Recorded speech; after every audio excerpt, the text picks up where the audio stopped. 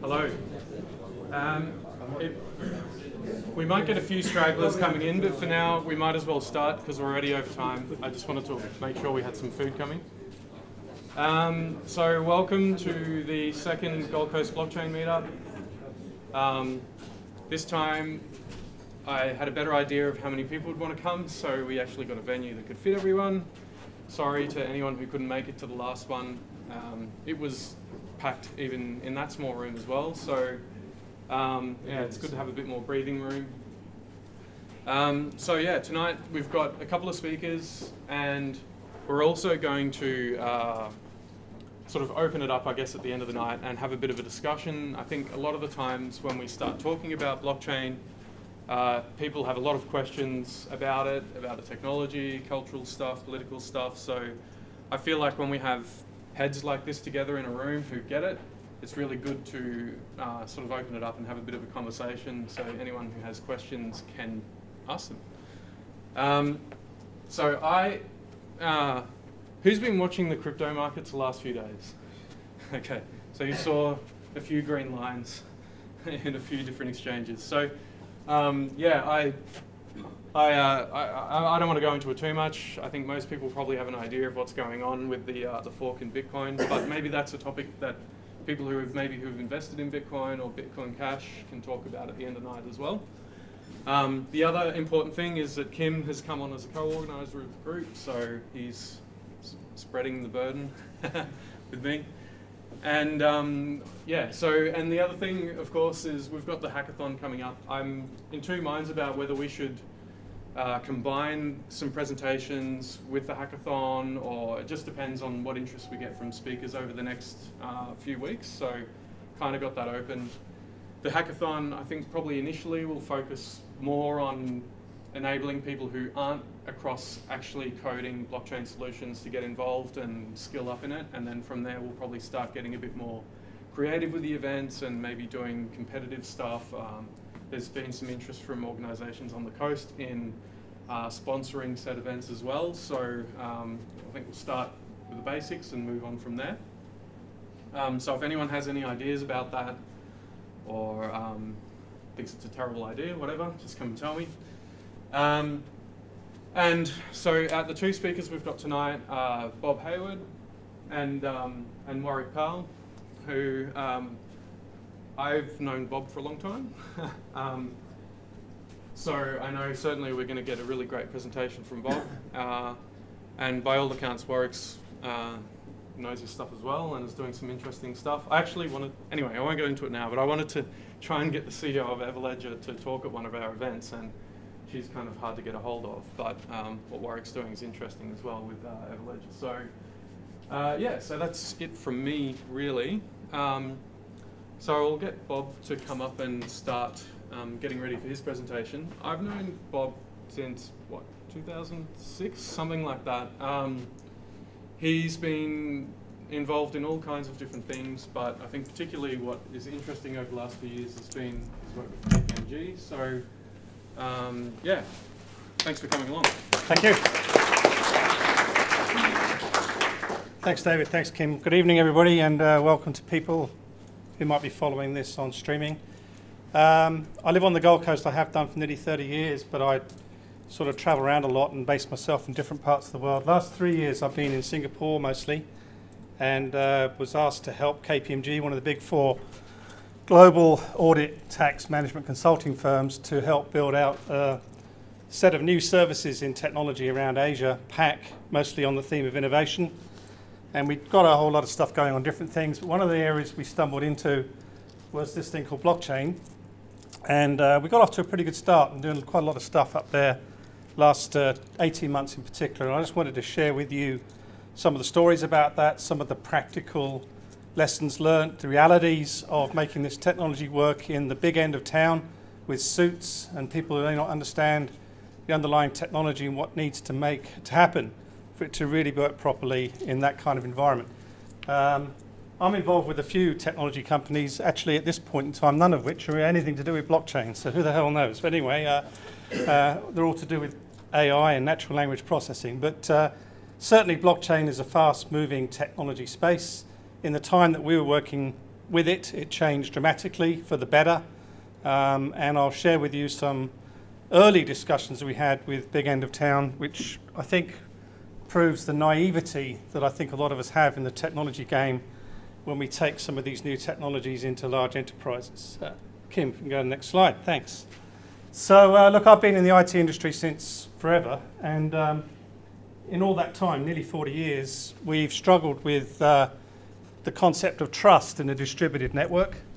What do we mean by trust in a distributed network? We mean that I can transact with someone across a distributed network without necessarily knowing who they are, but I have certain guarantees that they are who they claim to be, that they own the asset that they claim to own, that if they transact with me, that they're doing it in a meaningful, realistic way, with integrity and veracity, that it's immutable, it's irrefutable, there's no double spending going on. All of these qualities we look for when we transact with someone across a network, excuse me. And for 40 years, we've been struggled to get that in distributed computing. And then, 2009, Satoshi Nakamoto, whoever that may or may not be, the first Bitcoin was mined January the 3rd. And I think a lot of us, myself included, were somewhat distracted by this thing called Bitcoin, which was sort of almost a Hollywood movie with what went on in the early days of Bitcoin. And it wasn't until about 2013, 2014 that we sort of had this epiphany moment, if you go to the next slide, Kim, and realized that the blockchain technology under Bitcoin actually ticks all of these boxes. For the first time, we had a technology which delivered distributed trust. And we sort of lost sight of that because we were somewhat distracted by this very sexy, shiny thing called Bitcoin.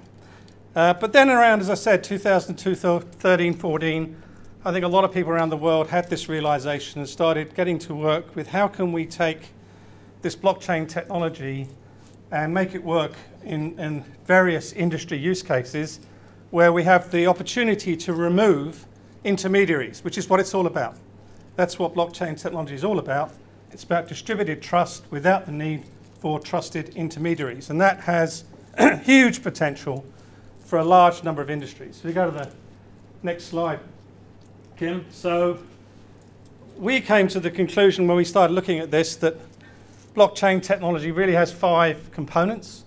It has a lot of cryptography, private public keys and Merkle trees and nonces and all that kind of stuff. It has peer-to-peer networking implications like any good torrent or LimeWire or anything like that. It has a consensus mechanism, which is the core of a blockchain, which gets for agreement across the parties involved in this chain as to validation of the data in the distributed ledger. And of course, in the Bitcoin blockchain, that's proof of work, consensus mechanism. Not exclusively, but practically all blockchain technologies are open source code, which is great. It leads for an enormous amount of potential for innovation. And it's a decentralized ledger. It's double bookkeeping done in a distributed manner in a decentralized way. And any blockchain really has those 5 characteristics. Certainly the Bitcoin blockchain has them, but it doesn't mean to say that you can't recreate that or replicate it in other use cases and other technologies. If we go to the next slide, Kim. So, as I mentioned, the opportunity, therefore, is to take this technology and think about how you can remove these intermediaries from business processes. And when you look at it, you may not realize it, but every day we use an enormous number of intermediaries because fundamentally we don't know each other and we don't trust each other. So over the last few centuries, as we've networked and done business globally, we've created the need for these trusted intermediaries. And there are many of them, from things like letters of credit, which is ridiculous. It's something that, the Rothschild were recognised from the mid-1700s, and here we are still doing it today. Underwriters, notaries, clearance systems, settlement systems, reconciliations, agents, brokers, exchanges, etc., etc., etc. They're all examples of intermediaries that we could potentially disintermediate through the use of blockchain technologies with all the benefits that might accrue from doing that. If you hit the build on this, Kim, you can even go maybe one step further, if we go to the next build, and say that, you know, if you had an environment where you really had distributed trust and you didn't have these intermediaries, you then call into question whether you need certainly the number and the amount of regulators, accountants, auditors, lawyers, and even banks that we have today. You can imagine how popular this kind of presentation made me at KPMG as I was talking about this sort of stuff. If we go to the next slide, obviously I don't think I need to labour the point. By removing the need for these intermediaries in these business processes, there's all kinds of benefits to be gained, financial benefits, better trust, lower risks of fraud, increased efficiency, you know, lower times on straight-through processing and T+0 settlement times, liquidity savings, transaction cost savings, all less complexity. All of these, you know, things happen when you have less moving parts and you really have distributed trust across peers in a network where the software, the protocol, the blockchain protocol takes care of the trust between you. If we go to the next slide. However, having said that, and I come to my opening remarks, as we got quite excited, the team that I was building around Asia, on the opportunities, and we started going in to talk to, you know, the big end of town, we realised early on that we were quite naive.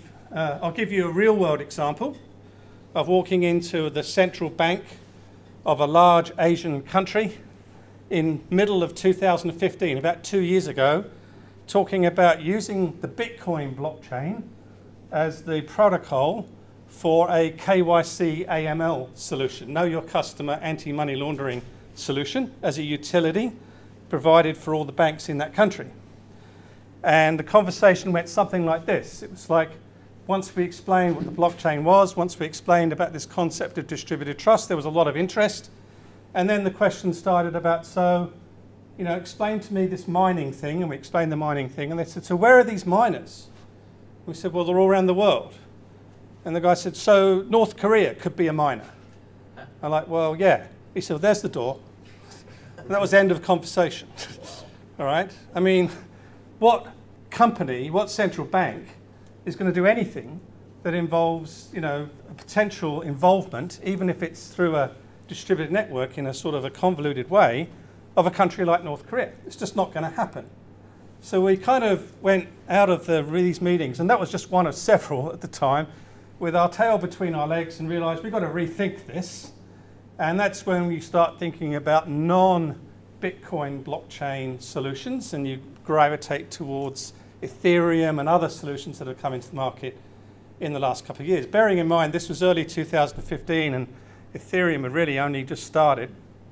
But what we see is this sort of spectrum of technologies that have emerged in the last few years, giving us all kinds of options, but depending on use case, from the far left being the very traditional world of centralized databases, mostly relational, but increasingly other types of databases, to the far right being the Bitcoin blockchain, the ultimate open source, public, permissionless, decentralized ledger with proof of work consensus. But what you're seeing is an explosion of new offerings that are in the middle, that might be more acceptable, more palatable by large enterprises, that overcome not only some of the technical limitations of Bitcoin blockchain, of which there are many, I can speak to you for hours just on that, but also some of the more political and regulatory limitations that the Bitcoin blockchain represents. And it's in that sweet spot in the middle that we started to really gravitate and pay a lot of attention to. Go to the next slide. So we came to the conclusion that you have the network, you have the internet protocol, and you now have the blockchain protocol, and you have applications sitting on top of that, In the case of Bitcoin, Bitcoin is the application that uses the blockchain protocol. But then you can have other use cases that might use different blockchains. And when we go and talk to some of these banks and large companies, we don't even use the word blockchain anymore because they don't, it immediately brings up the word Bitcoin. And trust me, you don't want to be talking about Bitcoin to the CEO of very large, serious companies doing business around the world with regulators crawling all over them. So we don't talk about blockchain, we talk about distributed ledger. It's blockchain under a different name that's more palatable for these kinds of use cases. Go to the next slide. And there's an enormous number of use cases that are clearly emerging, and I'm sure many of you in this room are actively exploring some of these right now. I won't go into all of them, but we had a great speaker, I thought, at the first of these events about a month ago on the Australian government and what they're doing around blockchain. The big ground zero is financial services, particularly settlement and clearance systems of trading systems and so forth. That's low-hanging fruit when it comes to blockchain solutions. If we go to the next slide, though, at KPMG, we really started getting interested once we understood Ethereum about smart contracts, which I won't go into the details of that, but the fact that you can have executable Turing-compatible code in a blockchain, which will execute based on certain events or certain criteria happening, triggers, and there's nothing anybody can do about that. It will happen if these events happen. That is quite powerful. And we took that concept to a number of companies with some ideas that we had, and I'll share with you some of the results of that in a minute. Go to the next slide. We, in Singapore, being the place that it was, and the kind of customers we were talking to, realized that there was a lot of opportunity for blockchain in supply chains. Most supply chains are not particularly good users of technology. They use a large number of different sources of data across the supply chains. Some of these supply chains can be enormously complex, fraught with error, and we had all kinds of interesting conversations. Diageo, one of the largest, I think the largest drinks distributor in the world, he's sitting talking to the CIO in Singapore, and he says to me, Bob, here's my problem. If you walk into a bar in Jakarta or Manila or Shanghai or Bangkok and it's 1 o'clock in the morning and you ask for a Johnny Walker Red, even if you see them take the bottle off the shelf and open it, only about 60% of the time is it Johnny Walker Red. 40% of the time it isn't. But that's where my product meets my customer. How can I use technology, which might be a combination of blockchain with smart packaging and smart labeling, to try and ensure the integrity of that supply chain? The CIO of Shell Lubricants, 35% of Shell lubricant branded product in China isn't Shell. I won't name a name, but a famous company of luxury goods telling me that 15% of the bags they sell in their own stores is not the real thing, because their own staff are in on the deal, right? Replacing, bags and things on shelves with counterfeit product. And of course, you get into looking at supply chains today and the provenance. And I understand Warwick, the next speaker, will be talking about this in the context of beef in Australia, and it's a great example. But you think about the things that you buy and how you'd like to know the ultimate supply chain, whether it's what they call paddock to plate or whatever, anti-slavery, no child labour, no human trafficking, no animal testing, exploitation, experiment, all the claims that are made about product and foods, anti-counterfeit, blood diamonds, conflict minerals, as was mentioned, Everledger around blood diamonds, environmental sustainability. Can you imagine in Singapore how people there are interested in whether the products they buy involve any kind of burning off of palm oil plantations when you can't breathe in Singapore for about 6 weeks of the year, because all the palm oil plantations are set on fire every year by the Indonesians. So this is really important stuff, and we can use blockchain technology to do a much better job of sourcing the provenance and proving the provenance of items as they move through supply chain. I think this is a really powerful area, and we were certainly beginning to have very interesting proof of concepts and moving into pilots with some very large global companies in Singapore using technology in this space around blockchain. You go to the next slide. As I mentioned, smart contracts, so I won't go into all this, but the fact that you can enter into an agreement with someone which says, based upon certain conditions happening, a certain set of events will take place, and there's nothing you or I can do about that. We can shake hands on that now, and it might happen 2 years, 3 years from time, but it will happen if certain conditions are met. There's actually a surprisingly large number of business processes where that could be quite a valuable thing to do. And I'll give you the example. We go to the next slide. And we found lots of low-hanging fruit for smart contracts in the insurance industry. In fact, the more we looked into the insurance industry, we realized that it's absolutely a silly industry in many ways. We have something happen to us. We have to go through the whole process of proving that it happened. The insurance company has to prove that we've proved that it happens when everybody knows it's happened. And you think, what the hell? We waste a lot of time, effort, money proving something that everybody knows has happened, and the insurance company has to sort of go through their whole process to prove that it's happened when we all know it's happened. It's absolutely stupid, right? So take as an example, delayed flights or cancelled flights.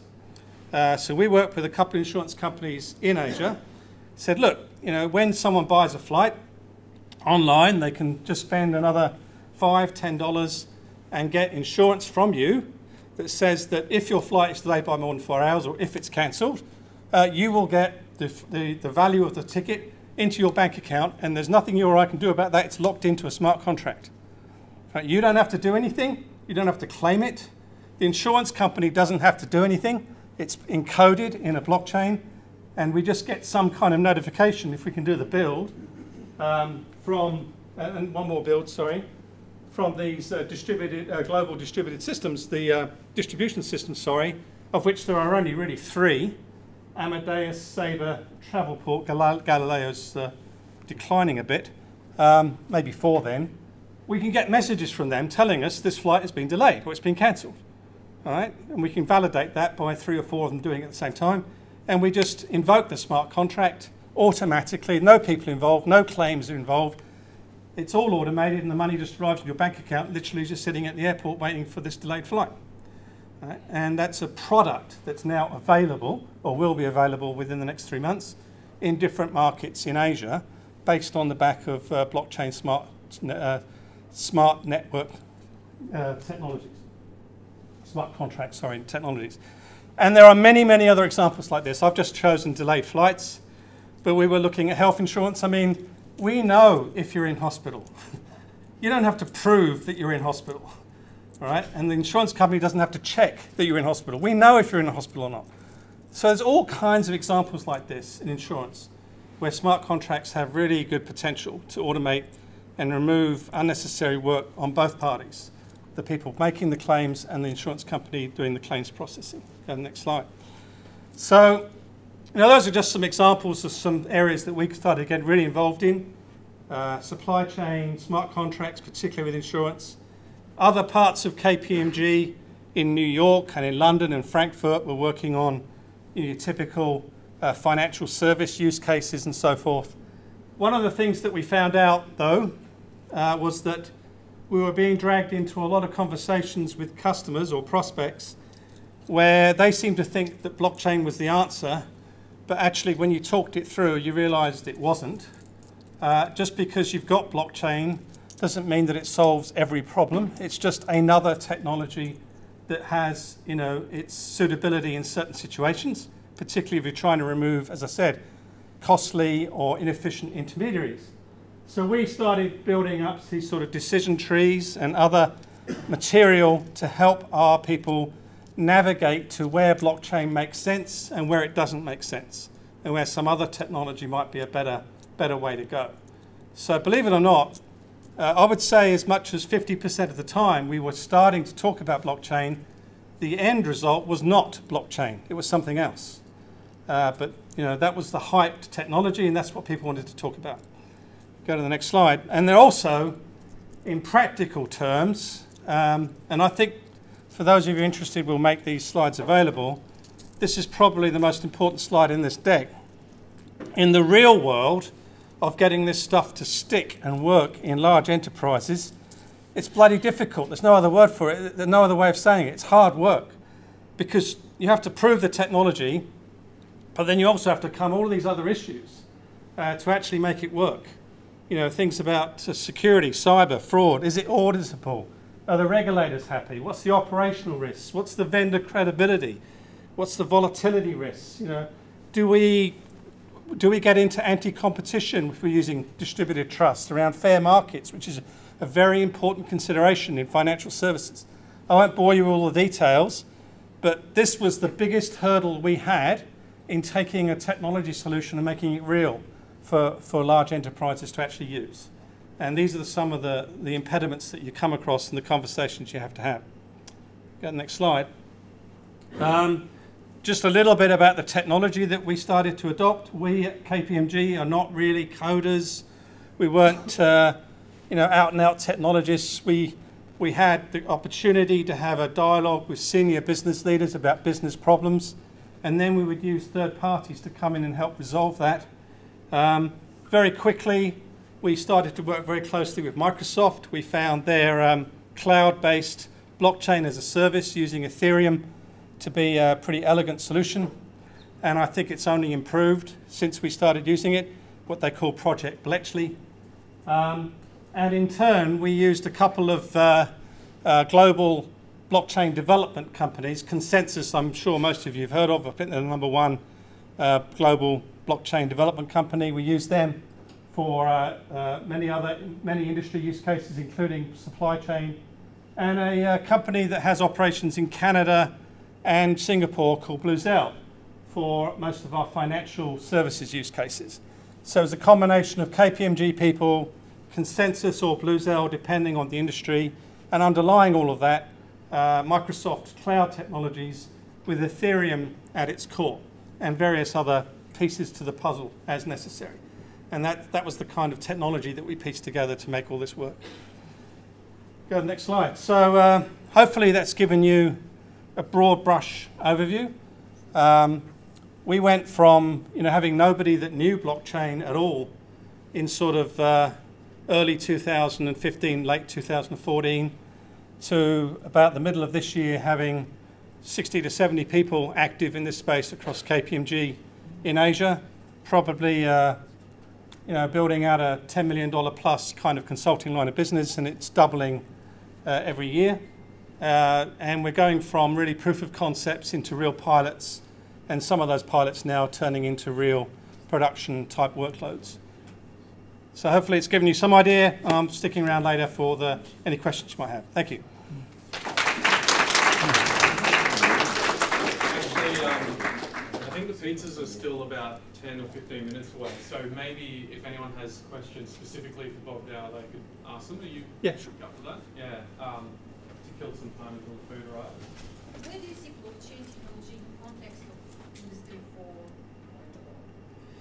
4.0? So Industry 4.0, which is mostly a European label for the phenomenon of multiple technologies converging, both artificial intelligence, cognitive systems, drones, IoT, etc., and what that might mean for the future of business. I just think it's another word for digital, right, or digital strategy, Industry 4.0. Yeah. Internet of Things, but this is going to be bigger than Internet of Things. It's going to be industrial Internet. Yeah, look, I think it's very important. I think this whole notion of distributed trust is very significant. As I said, I think there's a lot of schools of thought that says that the sort of next version of the internet will have this kind of more or less baked into it. That slide I had earlier before that showed the layers. I think you can just assume that within the near future, the internet as we know it will have the protocol in it to support distributed trust. And therefore that really ripples through everything that we do. Absolutely. Yeah. You mentioned you've gone with Microsoft offering a cloud solution built on Ethereum. Do you think there's going to be competitors to that, like non-Ethereum based? Well, Microsoft themselves support 4 or 5 different cloud-based blockchain solutions. They support chain, they support Hyperledger, you know, so they support all 3 or 4 different flavors, if you like. We just found in the work that we were doing, you know, the codability of Solidity and all this sort of stuff with Ethereum, the number of developers that we had access to, especially in those partners that I talked about, they had experience with it. We also had the benefit of Vitalik visiting Singapore quite frequently and Hong Kong, and we were actually able to go out with him to visit customers together. That made a big difference. So all those things combined led us towards using Ethereum. If we had to do it again today, I still think we would probably end up with Ethereum, but it doesn't mean to say that we wouldn't be constantly looking at what other options there might be available. Everything is customer and use case driven, and you come back from that. We don't particularly have a technology agenda. You know, we're trying to help the customer do the best right thing, and we build the technology based on that. Yeah. You mentioned some of the less politically offensive chains, less corporate offensive chains. I don't completely understand what's happening in that space, but to me that sounds like one of the benefits of Bitcoin or Ethereum or something, which is in fact that anyone in the world can participate, so it's less corruptible, is something that would be compromised in those solutions. Just was interested to know what your thoughts were on that. Yeah, that's an ongoing debate, you know, but you just can't go into any large enterprise and talk about the Bitcoin blockchain. Just forget that. Anybody who's doing that, you're wasting your time, because you get into the practicalities of how the blockchain works, where the miners are, who gets compensated, and it's against the law to trade with North Korea, and it could be argued in a court that if North Korea is gaining some benefit from you using a technology that you're liable. I've had those conversations with lawyers. So forget it. You have to start looking at alternatives. Whether you use the public permissionless Ethereum or a private permission Ethereum, that's a whole different debate. The context that we were mostly working in was groups of people that fundamentally did trust each other. They just needed a technology to that trust.